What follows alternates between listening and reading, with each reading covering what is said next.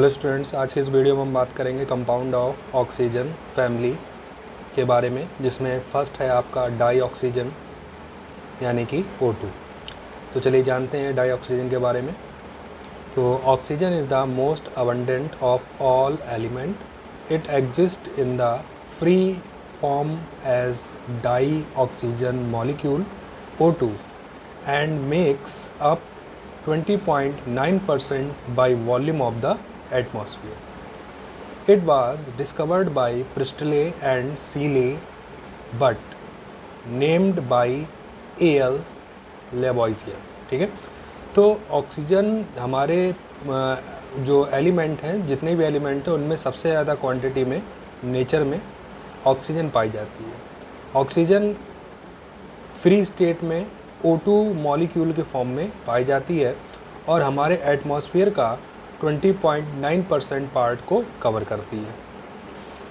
Oxygen की discovery Presley और सीले ने की थी, बट इसको नेम डाई ऑक्सीजन जो नेम है उसको लेवॉइजियर ने दिया था।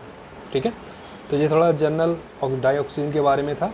अब हम बात करेंगे इसके मेथड ऑफ प्रिपरेशन की। तो फर्स्ट है in laboratory it is prepared on a small scale by thermal decomposition of potassium chloride यानी KClO3। तो लेबोरेटरी में जहाँ पर हमें ऑक्सीजन स्मॉल स्केल पे प्रिपेयर करनी होती है, ठीक है, लेस क्वांटिटी में प्रिपेयर करनी होती है, तो वहाँ पर हम पोटेशियम क्लोराइड का डिकम्पोजिशन करा के हम इसको प्रिपेयर कर सकते हैं।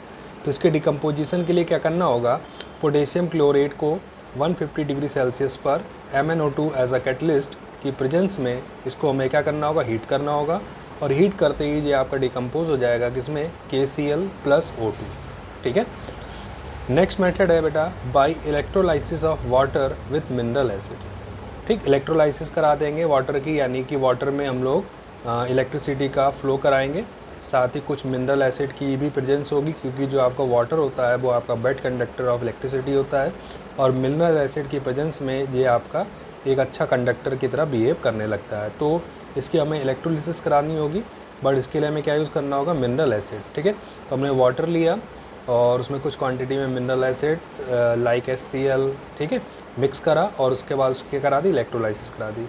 इलेक्ट्रोलाइसिस पे हमें क्या मिलेगा, H2 मिलेगा और O2। ठीक है, तो इस तरह से हम इलेक्ट्रोलाइसिस प्रोसेस से भी डाई ऑक्सीजन को प्रिपेयर कर सकते हैं। नेक्स्ट है बेटा by thermal decomposition of oxide.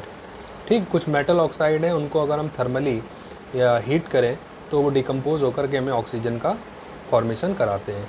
जैसे कि HgO मर्क्यूरिक ऑक्साइड को अगर हम 450 डिग्री सेल्सियस पे हीट करें तो ये डिकम्पोज होकर के O2 देता है, साथ ही मेटल में कन्वर्ट हो जाता है। इसी तरह से सिल्वर ऑक्साइड 350 डिग्री सेल्सियस पर डिकम्पोज होकर ऑक्सीजन प्रोड्यूस करता है।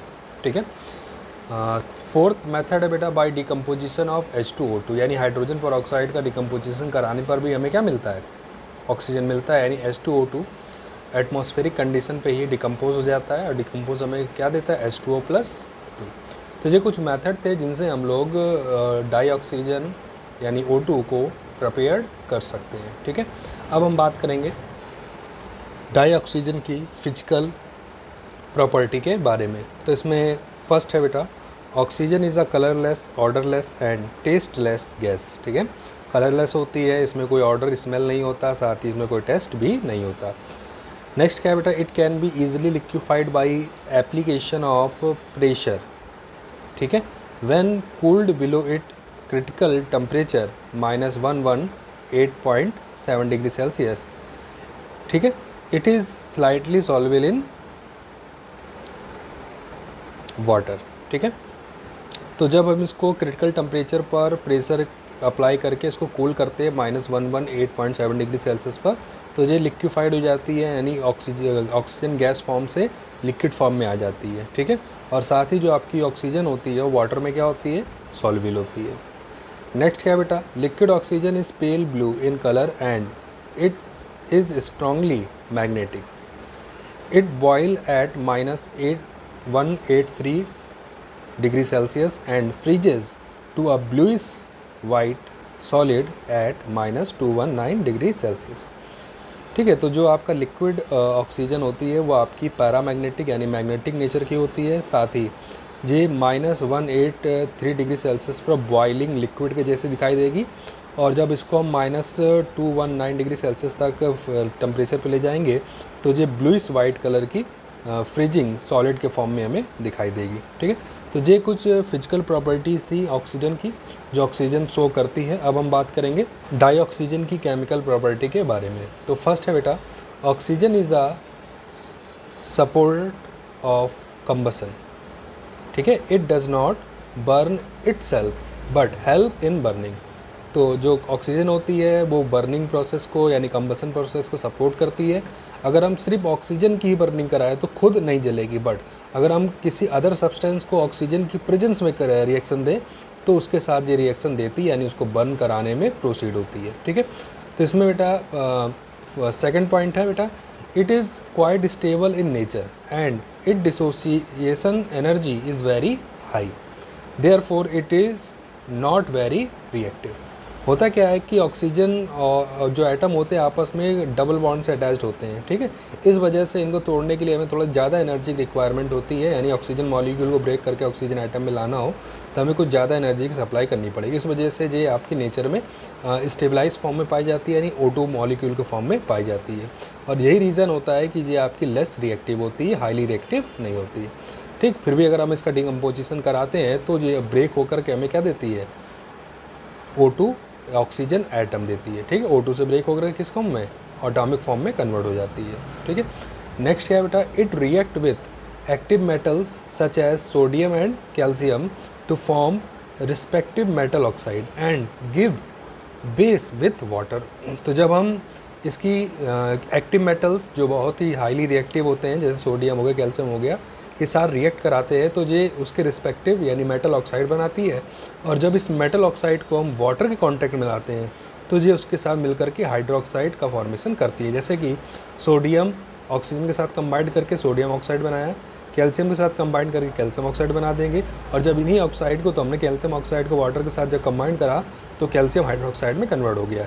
इसी तरह से अगर हम सोडियम ऑक्साइड को वाटर के साथ कंबाइन करेंगे तो ये क्या बना देगा, सोडियम हाइड्रोक्साइड बना देता है। ठीक है, potassium form super oxide. Potassium जो है वो ऑक्साइड तो फॉर्म करता है जैसे सोडियम फॉर्म कर रहा है, बट पोटेशियम आपका सुपर ऑक्साइड भी फॉर्म कर सकता है, जहाँ पर ऑक्सीजन की जो ऑक्सीडेशन स्टेट होती है वो -1/2 होती है। ठीक है, जैसे कि K+O2 गिव्स KO2, ये आपका क्या कहलाता है, पोटेशियम सुपर ऑक्साइड।